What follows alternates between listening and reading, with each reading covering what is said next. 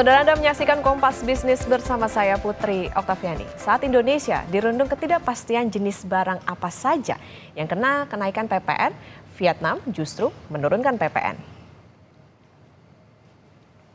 PPN Vietnam turun dari 10% menjadi 8% setelah Majelis Nasional menyetujui perpanjangan penurunan ini sampai Juni 2025. Sebagai konsekuensinya, Vietnam akan kehilangan penerimaan negara sebesar 26,1 triliun dong atau sekitar 16 triliun rupiah. Tetapi ada tujuan lain yang ditargetkan, yaitu mendorong konsumsi domestik dan menaikkan produksi dan bisnis hingga bisa menurunkan biaya barang dan jasa. Penerapan PPN sudah diterapkan Vietnam sejak tahun 2022 atau setelah negara ini mulai bergeliat dari pandemi COVID-19. Menteri Keuangan Sri Mulyani bilang pemerintah belum rampung menyusun finalisasi formulasi paket kebijakan ekonomi yang di dalamnya mengatur kenaikan PPN 12% untuk barang mewah. Sebelumnya pemerintah menargetkan finalisasi paket kebijakan ekonomi akan rampung pekan kedua Desember 2024. Sri Mulyani mengklaim paket kebijakan ekonomi dihitung dan disiapkan dengan teliti dan hati-hati. Formulasi kenaikan PPN 12% akan dikeluarkan dengan mempertimbangkan keseimbangan APBN dan daya beli masyarakat.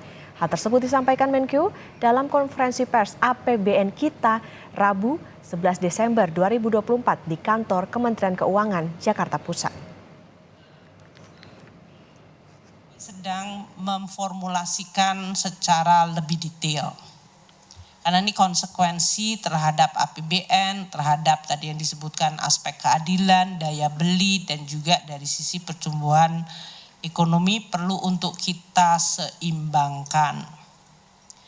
Beberapa arahan dan juga dalam hal ini diskusi sedang dan terus kita lakukan ini dalam tahap finalisasi. Ini pelaksanaan di dalam menjalankan undang-undang termasuk untuk PPN, itu pemerintah telah dan terus memberikan pemihakan kepada masyarakat luas terhadap komoditi barang dan jasa yang memberikan dampak kepada masyarakat luas.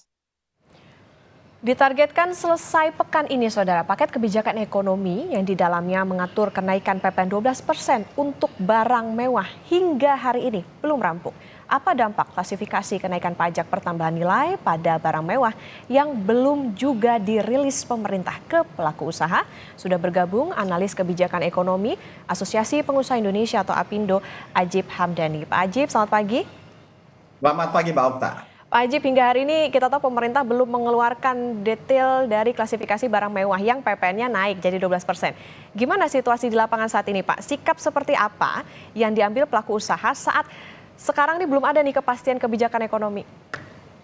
Oke, begini Mbak Okta, perlu kita sampaikan dulu tentang yang namanya PPN. PPN itu pada prinsipnya adalah sebuah jenis pajak bersifat tidak langsung. Bebannya kepada seluruh masyarakat atas setiap barang dan jasa kena pajak, tetapi kemudian yang melakukan administrasi, melakukan pemungutan dan melakukan penyetoran itu pengusaha.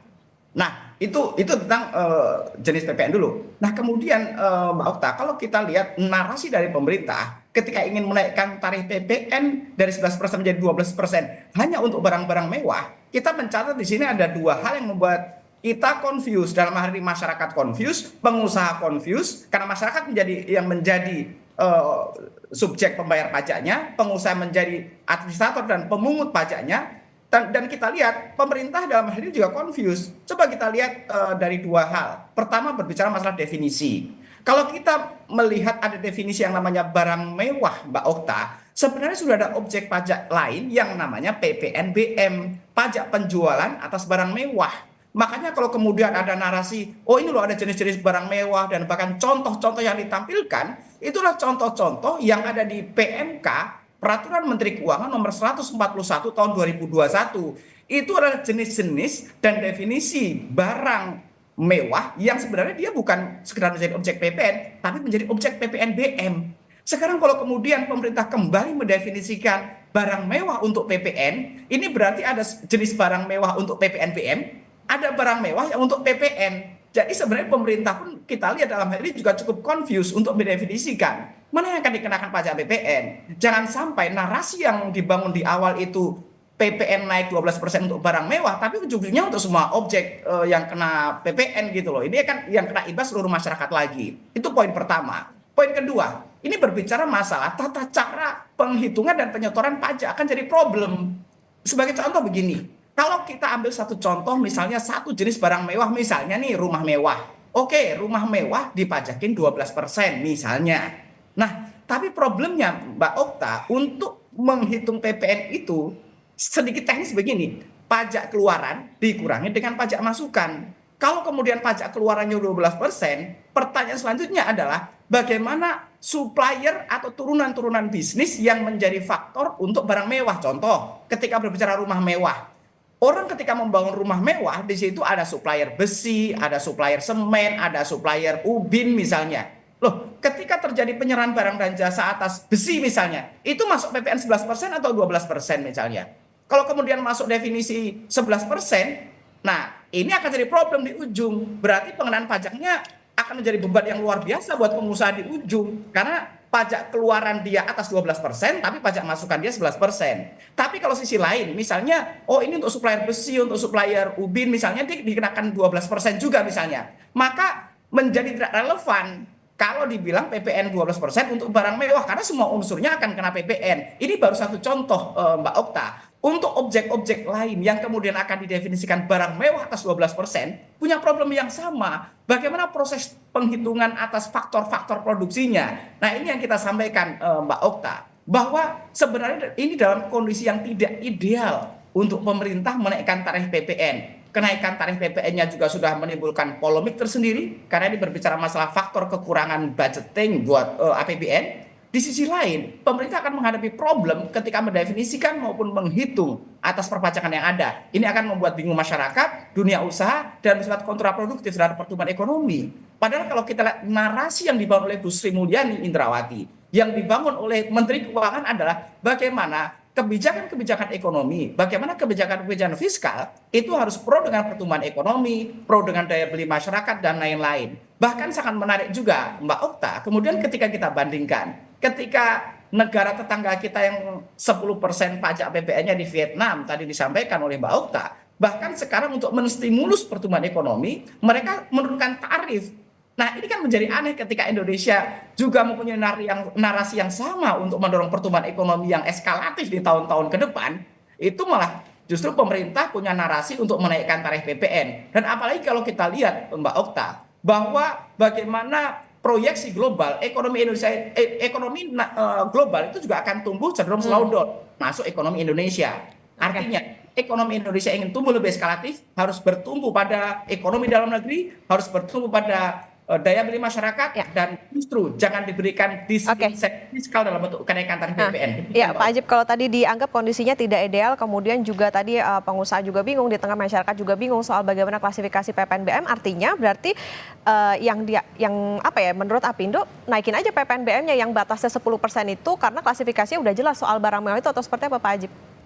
Betul, kalau pemerintah konsisten dengan definisi barang mewah, jangan dinaikkan PPN-nya, naikin aja PPNBM. Karena di PPNBM itu definisinya sudah cukup jelas, PMK-nya ada, dan hanya atas barang-barang khusus, dan pengenanya hanya sekali. Ketika barang dari pabrik misalnya, dia tidak akan dikenakan atas produk-produk turunan dan faktor-faktor produksinya. Itu menjadi sebuah solusi. Tapi pertanyaannya, kenapa kemudian pemerintah membawa narasi menaikkan tarif PPN menjadi 12% hanya untuk barang mewah? Padahal ada objek pajak lain yang namanya PPNBM. Ya udah, kalau memang dengan barang mewah, pemerintah fokus saja menyesuaikan tarif PPNBM. Karena di sana ada ruang tarif itu antara 10% sampai dengan 200%. Demikian Mbak Okta.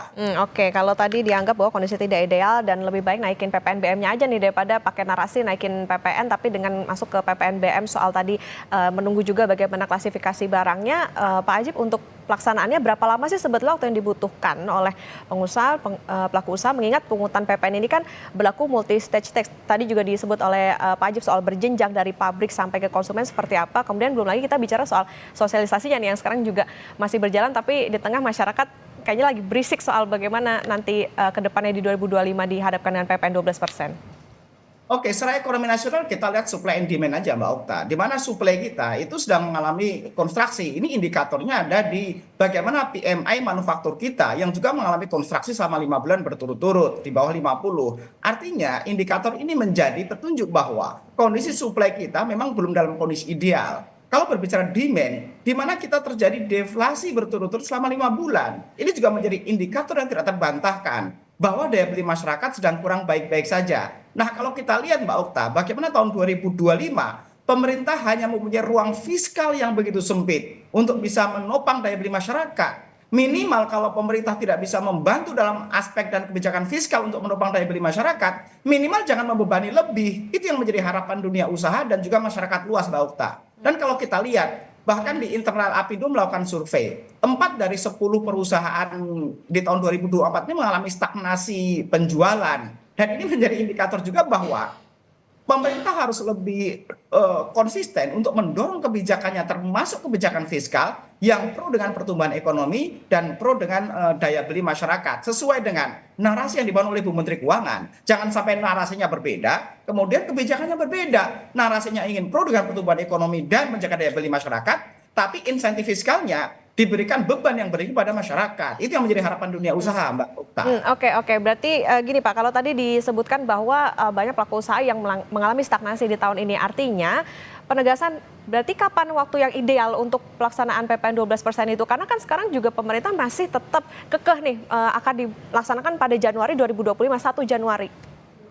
Pemerintah sebenarnya mempunyai ruang yang banyak untuk menaikkan. Bisa dievaluasi di pertengahan 2025 atau misalnya di akhir 2025. Karena kalau kita lihat momentum di tahun 2025, ada juga kebijakan perpajakan misalnya yang namanya core tax system misalnya.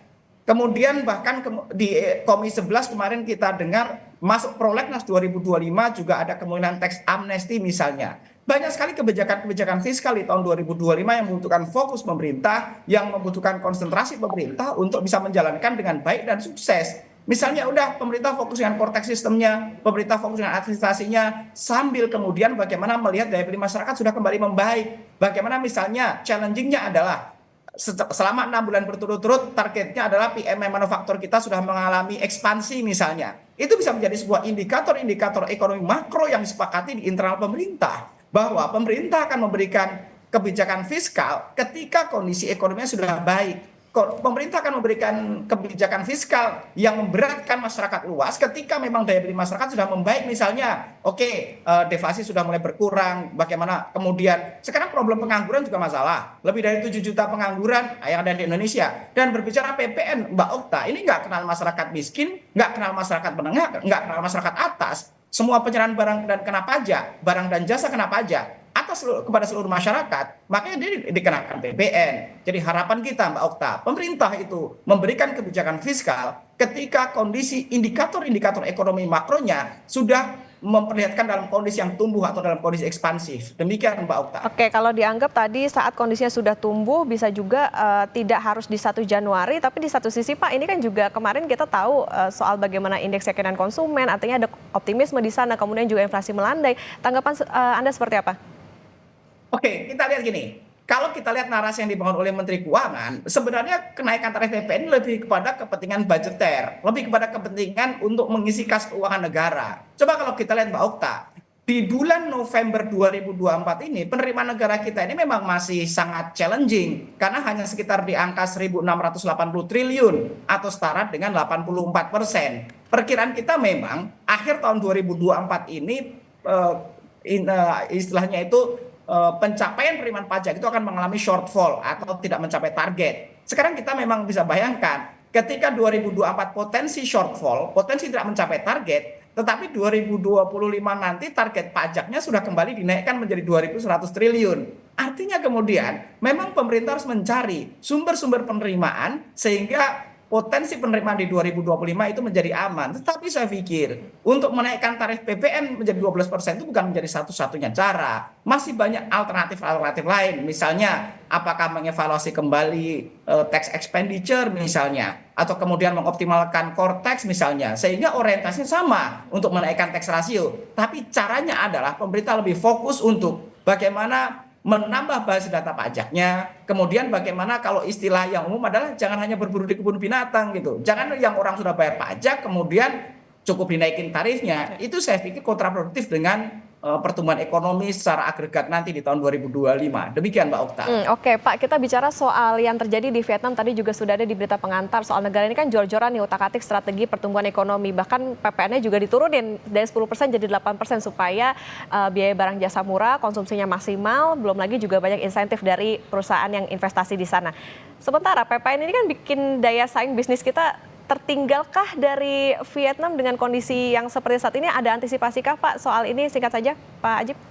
Kalau kita lihat sebenarnya Mbak Okta, di Undang-Undang Nomor 7 Tahun 2021 tentang Undang-Undang Harmonisasi dan Peraturan Perpajakan atau HPP, itu pemerintah punya ruang untuk membuat tarif PPN 5 sampai dengan 15%. Jangankan mau menaikkan, pemerintah kembali menurunkan ke 10% pun bisa kalau mau gitu. Problemnya adalah pemerintah ini akan konsisten dengan program-program fiskal yang seperti apa? Apakah yang akan mendorong daya beli masyarakat? Apakah akan mendorong daya beli ekonomi di pertumbuhan ekonomi ke depannya? Atau memang kepentingannya untuk aspek budgeter atau yang penting aman? Karena hitung-hitungan kita Mbak Okta, kalau pemerintah menaikkan dari 11% menjadi 12%, mereka tanpa effort lebih pun mereka bisa menambah penghasilan sekitar 80 triliun. Itu hitung-hitungan secara matematika ekonominya, tapi problemnya adalah bagaimana dengan volume bisnis yang ada, bagaimana dengan daya beli masyarakat yang ada, bagaimana dengan kepentingan masyarakat luas terutama golongan menengah dan bawah. Kira-kira begitu. Jadi justru kita mengapresiasi ketika negara lain menurunkan tarif PPN, justru di kita itu menaikkan. Padahal kalau kita lihat Mbak Okta, lebih dari 60% produk domestik bruto kita itu ditopang oleh konsumsi rumah tangga.